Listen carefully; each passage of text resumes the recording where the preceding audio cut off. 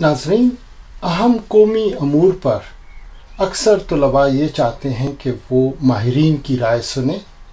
और इस तरह वो एजुकेट हों। तो सवाल सारे जवाब सारे ये एक सिलसिला मैंने शुरू किया है इस उम्मीद के साथ कि हम मुख्तलिफ़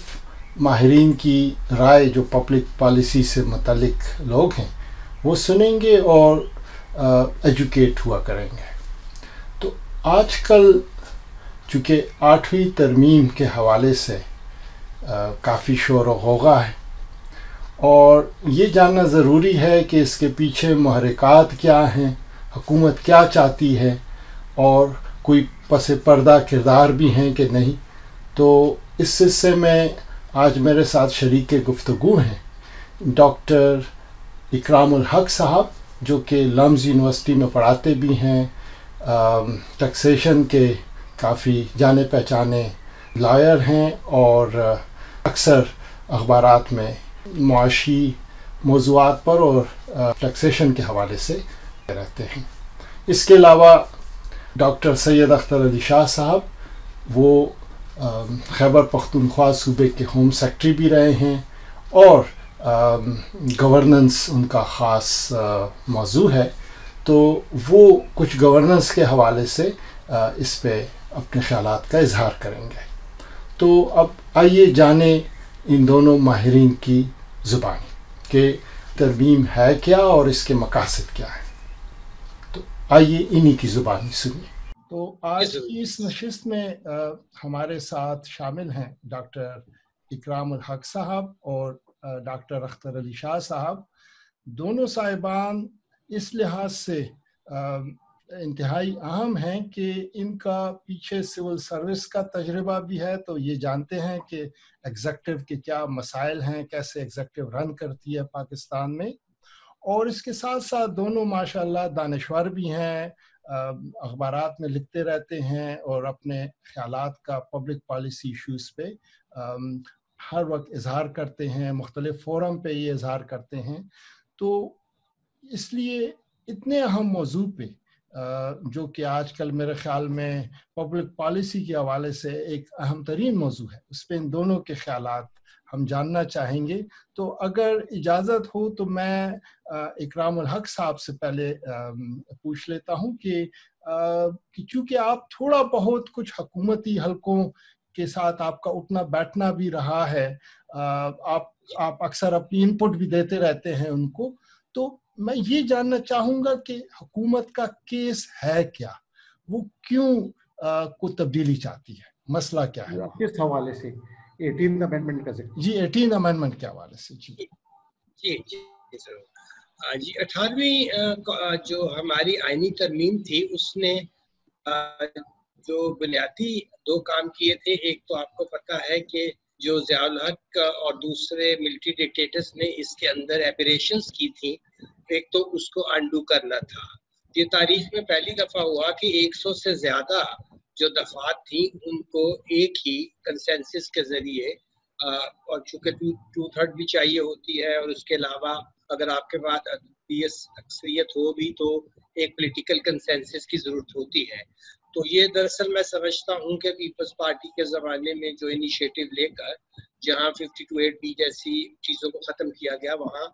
सूबाई खुद मुख्तारी और जो हमारे यहाँ मार्शल लॉ के ज़मानों में बहुत आइन के साथ, यानी कि जिसे हम कह सकते हैं कि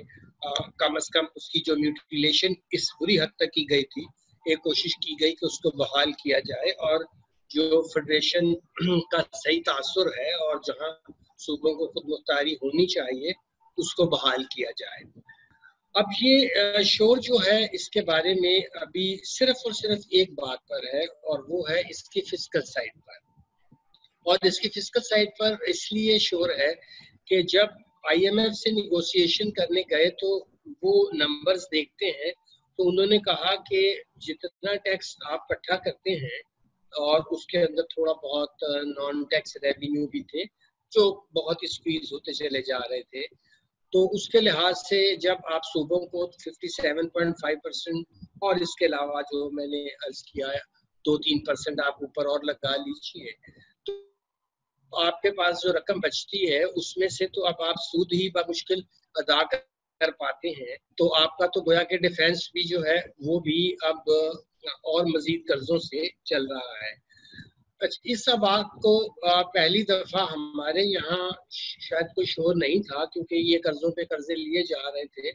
اور اس فسکل کنسولیڈیشن کی طرف کوئی خاص توجہ جو ڈیکڈ آف ڈیموکریسی 2008 سے 18 سو کالڈ ہمارے ہاں رہا۔ سو کالڈ میں اس لیے کہتا ہوں کہ وہاں پہ بھی کبھی عدلیہ تنگ کرتی تھی اور کبھی فوج، جو ہمارے ہاں دو بڑے مسائل ہیں کہ ان دو اداروں سے خود مختاری حاصل کرنا 18th امینڈمنٹ کے بعد بھی ایک جوئش عید لانے سے کم نہ تھا۔ تو یہ اس کا تاریخی پس منظر میں نے اس لیے بیان کیا کہ یہ بات ذرا واضح ہو کہ اس پہ صوبوں کے جو تحفظات ہیں وہ کیوں ہیں، اور وفاق کی جو اس میں بیچارگی ہے اس کا کس چیز سے تعلق ہے۔ اب یہ بحث جو تھی جب اسد عمر صاحب وہاں گئے تھے وزیر خزانہ کے طور پر بات کرنے، تو انہوں نے یہ بات کی کہ آپ کو جا کر اس کو درست کرنا ہوگا، کیونکہ آنے والے سالوں میں آپ ہمارا قرضہ کیسے واپس کریں گے، جبکہ آپ تو مزید قرضہ لیتے ہیں صرف قرضوں پہ سود کی ادائیگی کے لیے۔ اب آپ کی تو ریاست کی اکنامک وائبلٹی اس حد تک جو ہے ڈائلیوٹ ہو چکی ہے۔ تو اس بات کو اسد عمر صاحب نے، چونکہ میری ان سے زمانے میں 2-3 ملاقاتیں رہیں، تو انہوں نے اس کو رزسٹ کیا، اور الٹیمیٹلی یہ بات پریس میں نہیں آئی اور تجزیوں میں نہیں آئی کہ ان کے جانے کی اصل وجہ بھی یہی تھی، کیونکہ فوج نے پھر جب اس پہ غور و فکر کیا اپنے انداز میں، تو انہوں نے کہا کہ ہمارا تو یہ ڈیفینس کا بجٹ بھی نہیں بڑھائیں گے۔ اس سال آپ نے دیکھا فریز بھی ہوا، اب تو کرونا آ گیا، وہ بھی خبریں ایسی ہو رہی ہیں، مگر اس کا فریز ہونا بھی اور جو تھا وہ ایک ان کے لیے اچھی خبر نہیں تھی۔ اور آئندہ جا کر بھی اگر ریاست کے پاس پیسے نہ ہوں گے تو گویا کہ فوج کے لیے یہ بڑا تھریٹ ہے۔ اور اس کو دیکھتے ہوئے میں یہ سمجھتا ہوں کہ دراصل ان کو ہٹانے کے بعد پھر یہ ٹیم جو IMF اور ورلڈ بینک سے آئی، اور انہوں نے 2 کام کیے۔ انہوں نے پاکستان کے 3 شعبہ جات پہ آتے ہی فزیکلی قبضہ کیا اس دفعہ۔ پہلے تو پالیسیز کے ذریعے کرتے تھے، اس دفعہ انہوں نے اسٹیٹ بینک آف پاکستان میں IMF کے 2 ایسے لوگوں کو لائی کر آئے جو وہاں باقاعدہ ملازم تھے، اور ان سے جو بھی ریزگنیشن دلوا کر ان کو شامل کیا گیا، اور پھر انہوں نے ہمارے وزارت خزانہ میں اپنا ایک ایڈوائزر بنایا، جس کو آل آف سڈن ہمیں پتہ ہے کہ عبدالحفیظ شیخ صاحب جب بہت بڑی ہمیں ملی تھی سب سے بڑی تاریخ کی 11.7 بلین کا پروگرام ملا تھا زرداری صاحب کے زمانے میں، تو دراصل میرا جو اس میں ذاتی معلومات ہے اس کا آغاز IMF اور فوج کی جانب سے ہوا ہے، اور PTI کو انہوں نے استعمال کیا ہے اس کام کے لیے، اور PTI اس میں استعمال ظاہر ہے کہ آپ کو پتہ ہے ان کی کتنی فریجائل حکومت ہے، جن 4-5-6 سیٹوں کی بنیاد پر MKM اور بلوچستان کی کچھ سیٹوں کی بنیاد پر وہ وہاں براجمان ہے، ان کے نیچے سے کسی وقت بھی زمین کو فوج کھینچنے کی پوزیشن میں ہے، تو لہٰذا ان کے پاس بارگین چپ ہمیشہ رہتی ہے۔ شاید کچھ ہی لوگ لکھنے والے رہ گئے ہیں، مگر زیادہ تر اکانومسٹ لکھ رہے ہیں کہ جی ہاں واقعی جو فیڈرل گورنمنٹ ہے اس کو بہت پرابلم کا شکار ہے، اور پوسٹ 18th امینڈمنٹ اور NF شیئر کم نہیں کیا جا سکتا آرٹیکل 163A کے تحت، تو اس میں امینڈمنٹ کیے بغیر جو ہے ریاست وفاق کا جو ہے خاص طور پہ وفاقی حکومت تو زندہ رہی۔ ڈاکٹر صاحب آپ نے ماشاءاللہ بڑا تفصیلی اس کا بیک گراؤنڈ بھی دیا اور کیا محرکات تھے، تو اگر آپ کی اجازت ہو تو تھوڑا میں اب اختر علی شاہ صاحب سے اس پہ رائے لوں گا کہ اکرام صاحب نے ہمیں بڑے واضح طور پہ بتا دیا کہ مسئلہ یہ ہے کہ سینٹر جب سارا کچھ صوبوں کو دے دے، پیچھے ان کے پاس کچھ بچے نہیں، اور کام ان کے ہیں بڑے بڑے، انہوں نے ملک کی دفاع کا بھی بندوبست کرنا ہے، انہوں نے اور جو قرضے مرضے ہیں ان پہ انٹرسٹ بھی دینے ہیں، ان کے بڑے بڑے خرچے ہیں، تو ان سے وہ خرچے اب کیسے کہاں سے وہ پورے کریں گے؟ تو ان کے مسائل تو بڑے جینون ہیں. تو آپ کا کیا خیال ہے، کیا سرکار کی اس کوشش کو تھوڑی ہمدردی کے ساتھ نہ دیکھا جائے؟ حیدر صاحب، ڈاکٹر اکرام صاحب نے بڑی تفصیل کے ساتھ پس منظر بیان کیا. اب ہمیں سب سے پہلے تو پیراڈائم کے حوالے سے دیکھنا ہوگا کہ پاکستان ایک ڈیولپمنٹ ریاست ہونی چاہیے. اور یہ بات میں اپنی ذاتی نہیں کر رہا، جب ہم نیشنل مینجمنٹ کالج بھی جاتے ہیں اور دوسرے ایسے اداروں میں جاتے ہیں تو یہ ایک دو بات پبلک پالیسی کی آپ کے پاس کہ پاکستان ایک سیکیورٹی اسٹیٹ ہو یا ڈیولپمنٹ، تو یہ باتیں پہلے طے ہونی چاہیے. تو اور جہاں تک موجودہ حکومت کا تعلق ہے تو ان کا اپنا پی ٹی آئی کا منشور کیا ہے. انہوں نے تو عوام سے سب سے بڑا وعدہ یہ کیا تھا کہ وہ ڈیولوشن آف پولیٹیکل پاور کریں گے، وہ گورننس کو ٹھیک کریں گے، وہ یہ ڈیولپمنٹ اور بڑی بڑی عمارتوں اور ان چیزوں میں نہیں پڑیں گے. اور وہ اس حد تک کہ وہ تو سٹی گورنمنٹس اور اس کی باتیں کر رہے تھے کہ ان اداروں کو ہم مضبوط کریں گے کہ وہ تمام یہ کام کریں. تو آج یہ بالکل 180 ڈگری اپوزٹ جا رہے ہیں اپنے منشور سے. اب جہاں تک 18 امینڈمنٹ کا تعلق ہے، لیکن اگر آپ ذرا سوچ کریں، یہ جو نیشنل فائنینشیل کمیشن، یہ ایوارڈ وغیرہ، یہ تمام یہ تو 18 امینڈمنٹ سے بہت پہلے کی باتیں ہیں. یہ تو کوئی 2009 اور اس زمانے یا 10 میں یہ ہوا ہے. اور اسی طرح اسی ایوارڈ کے بیس پہ پھر آپ دیکھیں اے جی این قاضی فارمولہ ہوا تھا، یہ بھی 18 امینڈمنٹ سے پہلے کی باتیں ہیں. اس میں بہت سی آرٹیکل کی جو آرٹیکلز ہیں ہمارے، آرٹیکل 60 ہے، 61 ہے، 170 ہے، 72، یہ تمام جتنے بھی یہ فسکل ڈسپلن کے حوالے سے، یہ تو 18 امینڈمنٹ 2010 میں، یہ اس سے پہلے کی ہے. 18 امینڈمنٹ میں تھوڑی بہت انہوں نے اس کو تشریح کی ہے. اور وہاں پر جو ہماری فیڈرل 3 لسٹیں تھیں، اور جو فیڈریشن کی جب ہم بات کرتے ہیں لیجسلیشن کے حوالے سے، ایک تھی کنکرنٹ لسٹ تھی، ایک تھی فیڈرل لسٹ تھی، اور ایک ریزیوٹری تھی. اب چونکہ فیڈرل لسٹ تھی اور کنکرنٹ لسٹ میں تمام تقریباً چیزیں تھیں، تمام سبجیکٹس تھے، ریزیوٹری میں کچھ رہ ہی نہیں گیا تھا. تو جب یہ آئین بن رہا تھا تو اس وقت ایسٹ پاکستان ہم سے جا چکا تھا. تو یہ اس وقت کہ میں پرائم منسٹر کو داد دیتا ہوں کہ انہوں نے ایک اتفاق رائے بنانے کے لیے کہ آئین پہ اتفاق رائے، اور اسی طرح جو دوسری جماعتیں بھی تھیں جو کہ مکمل صوبائی خدمت مختاری کی بات کر رہی تھی، عوامی نیشنل پارٹی، نیشنل عوامی پارٹی سے بات، یا بلوچستان کے لوگ سندھ کے اندر نیشنل سے تمام، تو انہوں نے بھی تھوڑا سا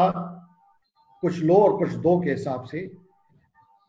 اس بات پہ متفق ہو گئے بھٹو صاحب کے ساتھ کہ کنکرنٹ لسٹ، اور یہ وعدہ کیا گیا اس وقت کہ آہستہ آہستہ یہ کنکرنٹ لسٹ کو ہم ختم کر دیں گے. تو اس آئین یہ 18 امینڈمنٹ میں اس کنکرنٹ لسٹ کو ختم کیا گیا. اب 2 لسٹیں رہ گئی ہیں، ایک فیڈرل لسٹ ہے اور باقی ریزیڈوٹری، اور وہ اسی کے تحت وہ تمام ڈپارٹمنٹس صوبوں کو چلے گئے ہیں.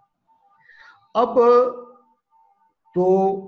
اچھی حکومت اور اچھی حکمرانی تو یہ ہے کہ آپ نے دیکھنا ہوتا ہے کہ اپنے ایکسپینڈیچر کو، جب آپ کو سختی آتی ہے کہ اپنے ایکسپینڈیچرز کو آپ کیسے کم کریں گے. تو انہوں نے تو چاہیے یہ تھا کہ وہ بینک میں جو کہ صوبے آلریڈی چلا رہے ہیں، اور اسے کنکرنٹ لسٹ میں بھی آپ دیکھیں، education, health, irrigation, local government, یہ تقریباً جتنے محکمے ہیں یہ صوبوں میں پہلے سے تھے. آپ اسکولوں کو دیکھیں، 99% اسکولز کس نے بنائے ہیں، کالجز کس نے بنائے ہیں، ہماری یہ ایلیمنٹری ایجوکیشن، یہ تمام پہلے سے صوبے کر رہے تھے. اب سوشل ویلفیئر ڈپارٹمنٹ ہے، یہ تمام ہمیں شوق ہے تھانے کا، ہر ایک چاہتا ہے کہ میرے پاس تھانے داری ہے. تو یہ وہی جو تھانے داری والا مزاج ہے، جب ہم سیٹ پہ بیٹھ جاتے ہیں پھر ہمیں احساس ہوگی وہ تھانے داری نہیں ہے. یہ تو اب تمام چیزیں صوبے کر رہے ہیں، آئین میں اس پہ منشور میں تو ہم نے وعدہ کیا ہوتا ہے. تو ان کو فوکس کرنا چاہیے. جہاں تک یہ NFC ایوارڈ میں تو صرف اتنا ہوا ہے کہ پہلے اگر وہ پاپولیشن کے بیسس پہ کرتے تھے، انہوں نے ایڈیشن یہ کر دیا ہے کہ اب صرف پاپولیشن نہیں ہوگا، پاورٹی بھی ہوگا، ایریاز بھی ہوں گے، اور ڈینسٹی آف پاپولیشن، یہ تمام فیکٹرز کو لے کر NFC ایوارڈ آئندہ کے لیے ہوگا. اور دوسرا یہ کہ جو پہلے NFC ایوارڈ ہوا اس سے کم نہیں ہوگا، پروٹیکشن نہیں ہے. یہ تو کیسے تھا. اب آ جاتے ہیں پھر اسی طرح سے نیچرل ریسورسز کی بات ہے. اس میں بھی آپ دیکھیں یہ کہ جہاں پر نیچرل ریسورسز ہیں، گیس ہے، وہ ہے، اس میں آئین میں پہلے سے لکھا ہوا ہے کہ ان صوبوں کو حق ہے پہلے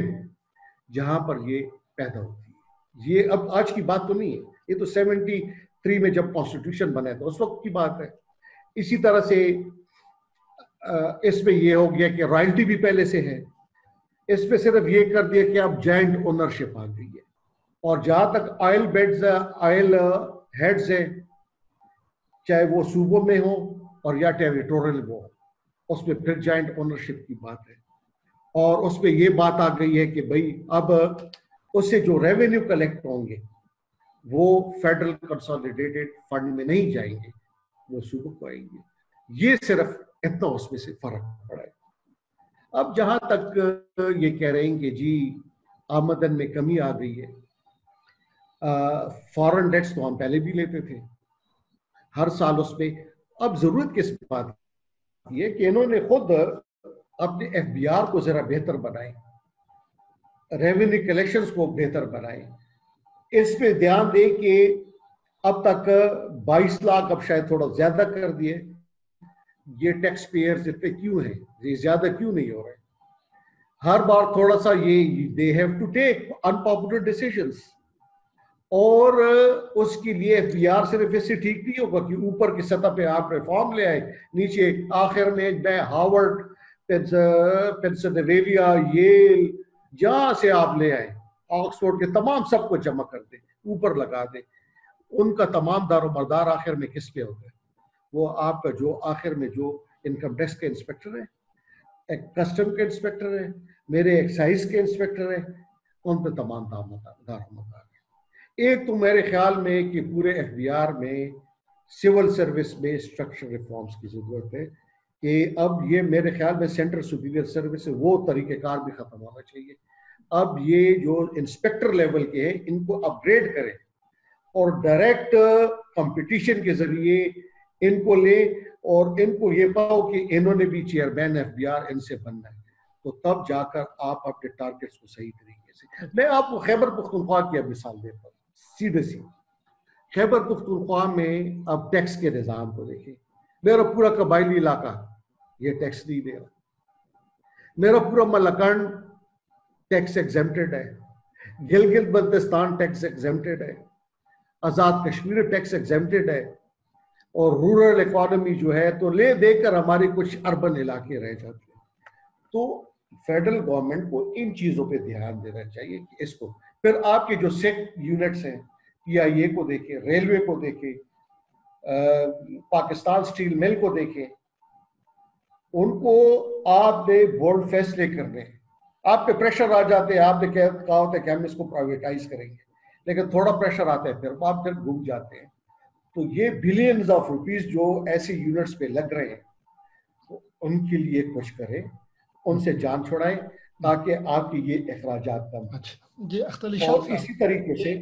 اختر شاہ صاحب، آپ نے جن نکات کو اٹھایا، اکثر اکرام الحق صاحب اپنی رائٹنگز میں اس کا بہت باشگاف اظہار کرتے رہتے ہیں کہ FBR کو بہتر بنانا چاہیے، ٹیکس کا نظام اس میں اصلاحات کی ضرورت ہے، نیٹ کو بڑھایا جائے. یہ سب چیزیں درست ہیں،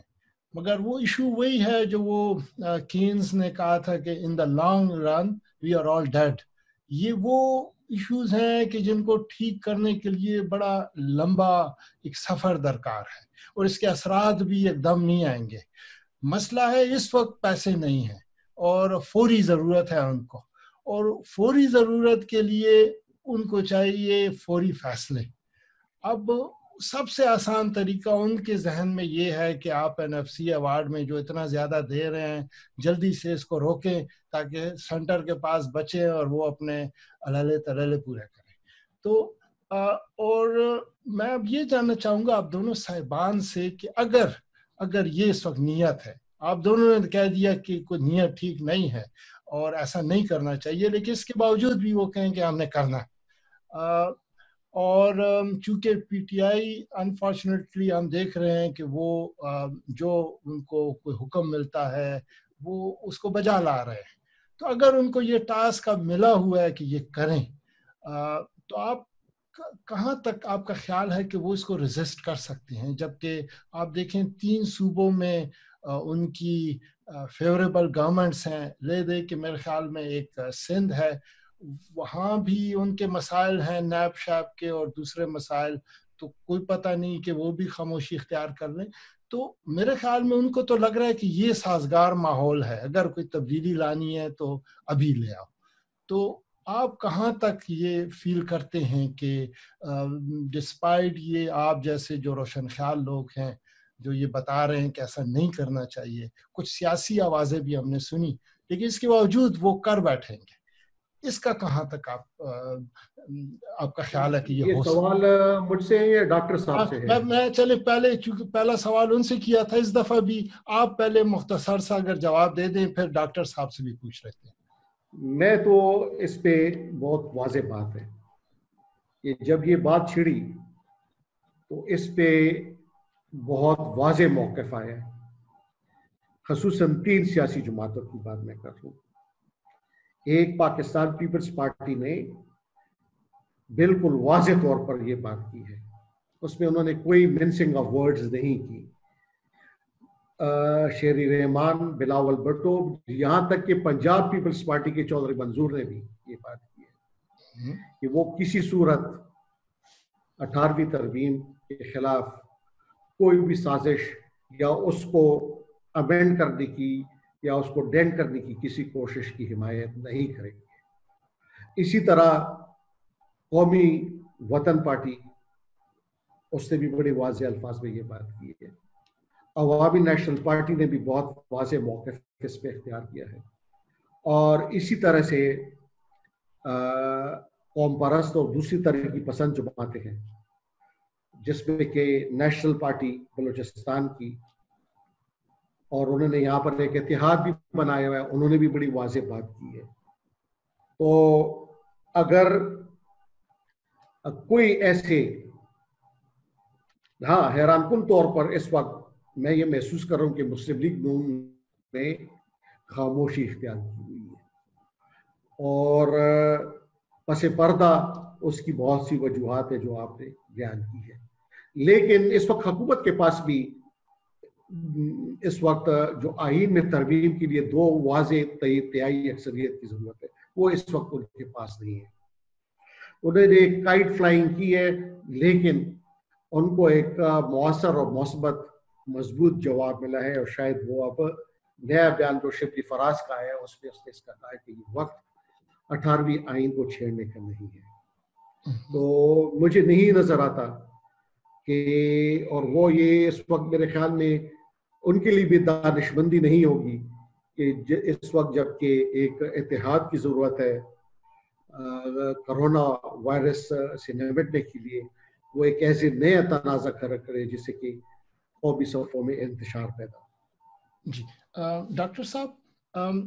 ہم نے دیکھا کچھ سرکاری تبلچی ہیں جو کہ اکثر اس طرح کی بات پھیلا دیتے ہیں یہ دیکھنے کے لیے کہ ریئیکشن کیا آئے گا. تو ہم نے ابھی پچھلے دنوں میں دیکھا کہ کچھ ایسے ٹی وی اینکرز جو کہ یہ کام سر انجام دیتے ہیں، انہوں نے یہ بات فلوٹ کی ہے،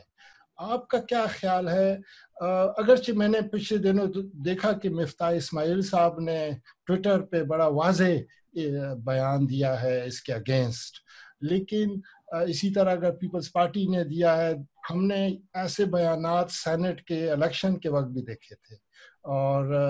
پھر آخری دن جس وقت ووٹ دینے کا ٹائم آیا تو کیا کنڈکٹ رہا وہ بھی ہمارے سامنے ہے۔ تو اس چیز کو دیکھتے ہوئے آپ کہاں تک یہ خدشہ محسوس کرتے ہیں کہ تمام تر ان بیانات کے باوجود اگر وہ بڑی سرکار چاہے تو اس کو رول بیک کیا جا سکتا ہے 18 امینڈمنٹ کو؟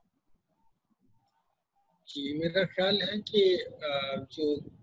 پہلا فیز تھا وہ آپ نے دیکھا ہوگا کہ خود شاہد خاقان عباسی صاحب جب وزیر اعظم بنے تھے کچھ دیر کے لیے نواز شریف صاحب کے ڈسکوالیفیکیشن کے بعد، اور اس وقت بھی انہوں نے اور مفتاح صاحب نے بھی اس بات کا رونا رویا تھا کہ جو وفاق ہے وہ تقریباً بینکرپٹ ہو چکا ہے، اور آپ نے جن کینکرز کی بات کی وہ پرانے ٹکڑے بھی چلا رہے تھے کہ ایک زمانے میں تو آپ کا یہ خیال تھا۔ تو رات ہی میں نے دیکھا کہ جب اس بات سے انہوں نے خاقان عباسی صاحب کو کنفرنٹ کروایا تو انہوں نے کہا کہ ہاں یہ مسئلہ ہے، ہم اس پر بات کرنے کو تیار ہیں۔ تو جو خدشات ہیں لوگوں کے وہ یہ ہیں کہ اگر پیپلز پارٹی تو کسی حال میں بھی اس میں نہیں شامل ہوگی، مگر اندرون خانہ چونکہ مسلم لیگ بھی مل جائے تو ان کا خیال ہے کہ باقی جو آزاد اور لے کر وہ 2/3 حاصل کرنے میں، تو ایک ویو اندر یہ ان کو دیا گیا ہے کہ اس وقت چونکہ حالات بہت خراب ہیں مالی طور پر، کورونا کا بھی مسئلہ ہے، تو اس کی مخالفت تو بہت ہوگی، مگر this is the right time to strike, یہ میری اطلاع ہے۔ اور اس میں جو ہے وہ واضح طور پر مسلم لیگ نون اور پیپلز پارٹی کے درمیان ایک خلیج جو ہے وہ بڑھتی ہوئی آپ کو نظر آئے گی، کیونکہ خاقان صاحب کا جو رات کا انٹرویو تھا وہ بے معنی نہیں تھا، اور اس میں انہوں نے پھر وہی چیز جو تھی اس کو ایک ایسے ظاہر ہے کہ آپ بہت کھل کر نہیں کہہ سکتے تھے، مگر مسئلے کا ادراک کرتے ہوئے کہا کہ ہاں جی اس پر بات ہو سکتی ہے، یہ مسئلہ تو ہے، اس کو کیسے حل کیا جائے، یہ ہم نہیں کہہ رہے کہ اس کو وہاں پہ آپ صرف این ایف سی کی ہی فارمیشن بدل دیں تھوڑی سی، اتنی بڑی کوئی آئین میں تبدیلی کی ضرورت نہیں ہے، تو فسکل حد تک اگر آپ کو پیسوں کا ہی مسئلہ ہے تو وہ اس کو ہم کسی اور طریقے سے بھی دیکھ سکتے ہیں، البتہ جو صوبائی خود مختاری کے اور جو باقی معاملات ہیں ان کو اس وقت دانشمندی نہیں ہے۔ ساتھ ہی ظاہر ہے کہ انہوں نے شبلی صاحب کو اپنے خاص 2 آدمی جو اطلاعات میں بھیجے ہیں، ایک سوف کا اور ایک کا، جو ظاہر ہے اس کی بھی ایک بڑی منطق ہے کہ اب جا کر وہ شبلی صاحب نے فرمایا کہ ہاں یہ اچھا موقع نہیں، مگر یہ ایک اوپر سطحی کی بات تھی تاکہ اسپیسیفائی بھی کرے کہ نہیں دیکھیے یہ کچھ منسٹرز کی ذاتی رائے ہوتی ہے، پارٹی کا تو بھی کوئی ایسا ویو نہیں ہے۔ سو مچ سو کہ صدر پاکستان نے بھی ایک انٹرویو میں کہا کہ یہ باتیں میں بھی سن رہا ہوں، مگر میرا نہیں خیال کہ 18th امینڈمنٹ کو چھیڑنے کی کوئی ضرورت ہے یا ہمیں ایسا کرنا چاہیے۔ تو یہ آوازیں تو ہمیں ملیں گی، مگر جو بنیادی مسئلہ ہے وہ وہیں رک جائے گا کہ جن چیزوں کے لیے پیسوں کی ضرورت ہے اس کا ہلکا سا اشارہ یہ دیکھ لیں کہ اگر وہ وفاق ٹیکس میں سے صوبوں کو دینے کے بعد اس کے پاس کوئی 2.5 ٹریلین کے قریب ہی بچے، اور اس سال کے اندر جو آؤٹ فلو ہے وہی صرف 3.3 ٹریلین کا ہے، تو اب آپ دیکھ لیجئے کہ یہاں کتنا بڑا ڈینٹ جو ہے، اگر ہم سیاسی بحث کو ایک طرف رکھتے ہوئے اب ان ڈائنامکس کو تو ہم سمجھ گئے ہیں کہ یہ پاکستان میں اس کے کیا ہے، مگر ہمیں بھی تو کوئی آلٹرنیٹ پیش کرنا پڑے گا نا کہ ہم ان کو بتا سکیں کہ چلیے جی آپ جو فضول کی باتیں کر رہے ہیں یہ ہم رستہ آپ کو بتا رہے ہیں جس سے آپ کا فسکل ڈیفیسٹ جو ہے وہ آئی ایم ایف کے بتائے ہوئے جو بھی کیپنگ ہے 4.65 کی اس کے اندر ہم اس کو لا سکتے ہیں. ٹیکس کا سارا سسٹم ہے یہ بہت زیادہ اینٹی پور اور پرو رچ ہے. اگر ہم اس کی الائنمنٹ کر لیں تو پاکستان کا پوٹینشیل اتنا ہے کہ ہم صوبوں کو واپس دے دیں sale tax on goods and services. Historically یہ ٹیکس جو تھا برٹش انڈیا میں صوبے ہی جمع کرتے تھے. مثال کے طور پر میں نے کہا کہ صوبہ بلوچستان صرف 9% حصہ رکھتا ہے پاپولیشن کی بنیاد پر. وہ جو دوسرے ایلیمنٹس ہیں وہ 1-2-3% سے زیادہ کے نہیں ہیں. بڑا حصہ تو ابھی بھی این ایف سی میں پاپولیشن کی بنیاد پر ہی ہے. تو ایک 9% لینے کے لیے جو منرل رچ اتنا بڑا علاقہ ہے اتنا انڈر ڈیولپ رہ گیا ہے آپ ہی کی حرکتوں کی وجہ سے, کیونکہ آپ نے وہاں کو بھی ایکولائزیشن نہیں, کیونکہ فیڈریشن میں ایکولائزیشن بہت ضروری ہوتی ہے. اور چاہے کینیڈا ہو یا دوسری فیڈریشن ہو, وہاں جو علاقے بیکورڈ تھے ان کو پھر جو بیلنس آف ان کی ڈیولپمنٹ تھی وہ ایکولائزر کے اکاؤنٹ سے جاتی تھی تاکہ وہ بھی جلد کیچ اپ کر کے اتنے اگر بہت زیادہ ان کے مقابل میں نہ آئے تو کم از کم وہ ایک ڈیسنٹ حد تک اپنی سیلف ریلائنس تک پہنچ جائے. تو میں نے کہا کہ اگر ہم گیس کے اوپر ٹیکس لگانے کا اختیار سیل ٹیکس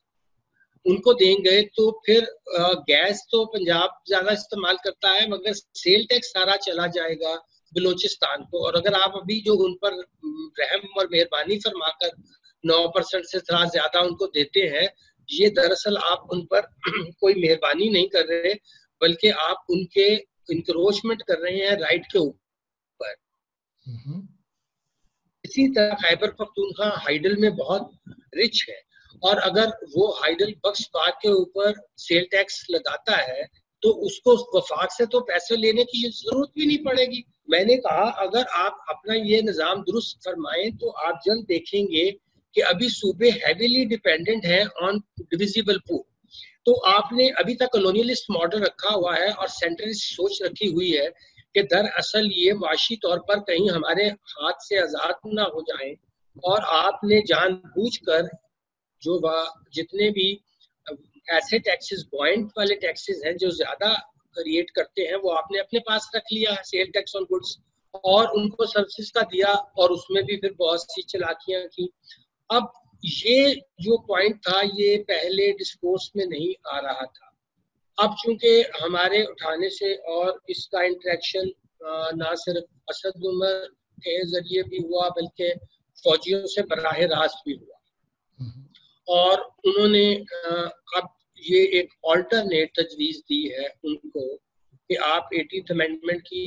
بات کریں مگر اس انداز میں کہ گیو اینڈ ٹیک صوبوں کے ساتھ کریں کہ ہم آپ کو سارا سیل ٹیکس واپس کر دیں گے جو پری پارٹیشن آپ کے پاس ہوتا تھا, اور اس کے بینیفیشری سندھ, خیبر پختونخوا اور بلوچستان ہوں گے, کیونکہ پورٹ کی وجہ سے بھی آپ کو پتا ہے وہاں بہت ٹیکس سندھ کو کٹا ہوگا اور گیس بھی ان کے پاس ہے.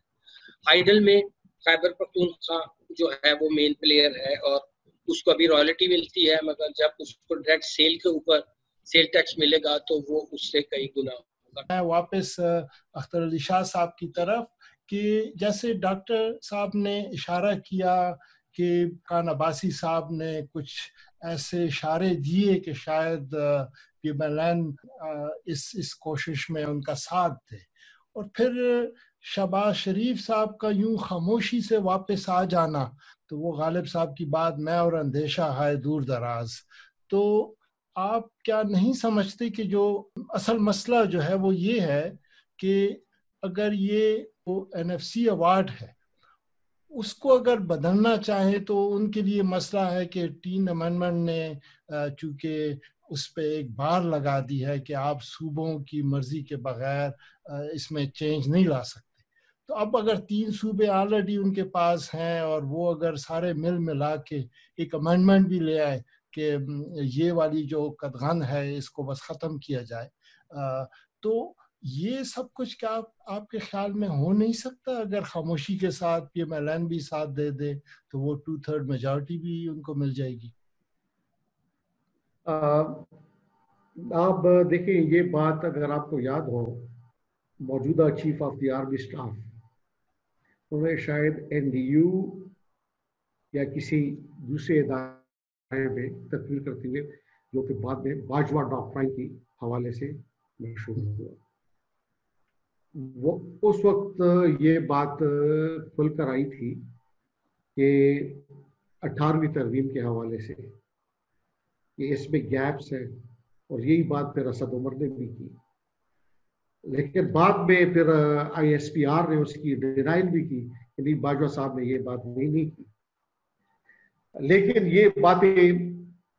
فرام ٹائم ٹو ٹائم مختلف حوالوں سے آتی رہی ہیں. جہاں تک میں یہی حیران کن بات میرے لیے یہی ہے کہ NFC نیشنل اس کا 18ویں ترمیم کے ساتھ، NFC تو 18ویں ترمیم سے پہلے کی بات ہے. جی. اس وقت اس میں تو یہ کہ یہ کانسٹیٹیوشن دوسرے جو اس کے پروویژنز ہیں، آپ نے کانسٹیٹیوشن کو ایز اے ہول پڑھنا پڑتا ہے، پریمبل سے لے کر آخر تک، خاص کر وہ حصے جو کہ فیڈریشن یا فیڈرلزم کے ساتھ تعلق رکھتے ہیں، اور پھر فسکل فیڈرلزم کے ساتھ تعلق رکھتے ہیں. اب یہ آتے اسی صوبے، ہمارے صوبے جو ہائیڈل آپ نے یہاں پر انہوں نے بات کی، AGN قاضی فارمولہ کس بنیاد پہ بنا؟ آئین کی یہ شکلیں مد نظر رکھ کر بنائی گئی. اب وہ ایریئر اب تک صوبوں کو ہمیں نہیں دیے گئے، کچھ حد تک انٹیپ ہو گئے تھے، لیکن اب بھی کوئی تقریباً ان کا اپنا جو PTI کی، جہاں پر ابھی یہ 7واں سال ہے ان کی حکومت ہے، ان کا اس بار جو 2019 اور 20 کا وائٹ پیپر ہے آن بجٹ، اس پہ خود انہوں نے اس کا ذکر کیا ہوا ہے کہ جی ہمارے یہ ترجیحات ہیں، اور یہ NFC ایوارڈ ہے، یہ AGN قاضی فارمولہ ہے، اور اس کے تحت ہماری، اور اس سے پہلے خود 25 ڈیمانڈ پرویز خٹک صاحب کی جب حکومت تھی وہ لے گئے تھے، اور انہی آئینی دفعات کو مد نظر رکھ کر انہوں نے یہ بنایا تھا، اور یہی کہا تھا کہ ہم آئین کے پیرامیٹرز کے اندر یہ 25 دفعات مرکز کے سامنے رکھ رہے ہیں. تو پھر اسی طرح مجھے یہ بتائیں، خاص کر بینکرپسی کی بات ہو رہی ہے، پہلے تو ہمیں یہ بتائیں کہ یہ جو قرضے اب تک لیے گئے تھے یہ خرچ کدھر ہوئے، صوبے نے کتنے خرچ کیے اور مرکز نے کتنے خرچ کیے. تو یہ چیزیں یہ سامنے لائے نیشنل اکنامک کونسل میں، اس میں بات کریں کہ یہ جو انہوں نے بینکرپسی کی بات کر رہے ہیں، تو یہ بینکرپسی کیوں ہو رہی ہے، اور اگر یہی ان کو مالی مشکلات ہیں تو یہ مالی مشکلات اس وقت صوبوں کو بھی ہے، صوبے پھر کیسے چلیں گے؟ صرف میں آپ کو مثال دے رہا ہوں یونیورسٹیز کی، یہاں پر پبلک سیکٹر کی 29 یونیورسٹیز ہیں. کل آج کی خبر ہے، پرسوں کی عبدالولی خان یونیورسٹی کی تھی، اور آج ہماری پشاور یونیورسٹی کی ہے، کہ وہ اپنے اساتذہ کو اس بار آدھی تنخواہ دیں گے، ان کے پاس پیسے نہیں ہیں. اسی طرح بردان یونیورسٹی کا حال ہے. تو اگر ہم اپنی یونیورسٹیز کو صوبے نہیں چلا سکتے، یہاں پر ہم 25A کی بات کرتے ہیں کہ وہ اس کے تحت اب ہم نے ایجوکیشن کو کمپلسری کر دیا ہے، پرائمری سے لے کر اب ٹو میٹرک تک. اب یہ مجھے بتائیں کہ اب یہ تو صوبوں کی ذمہ داری ہے اور پہلے سے صوبوں کی رہی ہے، تو وہ یہ کہاں سے کریں گے؟ یہ تو ایک آئینی ان کی ذمہ داری ہے. تو یہ تصویر کا تو ایک رخ پیش کر رہے ہیں، لیکن دوسرا رخ بھی پیش کیا کرے ساتھ ساتھ، تو تب کہیں بات بنے گی. اور بات تب ہی بنے گی کہ یہاں پر میرے بھائی ڈاکٹر کاب صاحب نے اس کے بعد لوگوں نے خدشات کا یہ ہمیشہ اظہار ہوتا ہے کہ جی وہ صوبوں کی کیپیبلٹی نہیں ہے، کیپیسٹی نہیں ہے، اور انہوں نے بہت اچھا جواب دیا کہ چیف سیکرٹری کہاں سے آتا ہے، ایڈیشنل چیف سیکرٹری کہاں کا ہوتا ہے، چیف اکانومسٹ کہاں کا ہوتا ہے، اسی سول سروس کا ہے، اسی ڈھانچے کا ایسا ہے. और अगर एक सूबा 29 पब्लिक सेक्टर यूनिवर्सिटीज बना सकता है, अगर एक सूबा खैबर पख्तूनख्वा की, मैं एज ए केस स्टडी की बात कर रहा हूँ, अगर वो स्वात एक्सप्रेस वे बना सकता है, मोटरवे है, अगर वो डैम्स बना सकता है, अगर वो बलकंड 3 उसने बनाए हुए जहां से बिजली जनरेट हो रही है, तो ये वैसी एक गलत तासुर बनाया हुआ है कि सूबों की कैपेसिटी नहीं है। जहां तक अब सर्विस के ऊपर जो टैक्स है वो अभी सूबे कर रहे हैं, और खैबर पख्तूनख्वा अथॉरिटी ने बहुत अच्छा टारगेट्स जो उनको दिए गए थे वो तमाम अचीव किए। और इस बार एक्साइज एंड टैक्सेशन डिपार्टमेंट हमारे खैबर पख्तूनख्वा, उन्होंने 100% अपने टारगेट्स को पूरा किए, और ये तारीख में पहली मर्तबा है ये हुआ है। अब एक तरफ तो ये कह रहे हैं कि जी बैंकरप्सी हो रही है, दूसरी तरफ अपने अलले तलले अब कैबिनेट ये तो कहते थे कि पहले हम बड़ी लीन एंड क्लीन एडमिनिस्ट्रेशन होगी, अब कैबिनेट कहाँ तक पहुंच गई है, कितने मशीर हैं, तो ये उन अखराजात को क्यों नहीं कम करते